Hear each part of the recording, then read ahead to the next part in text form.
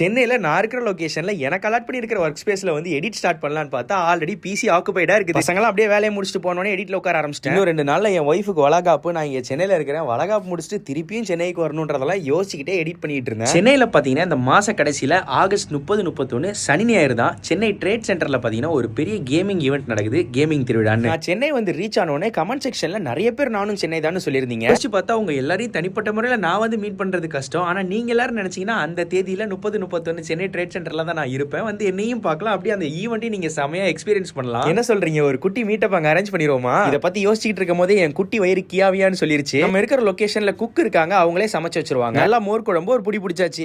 என்ன கோவமா இருக்கியா?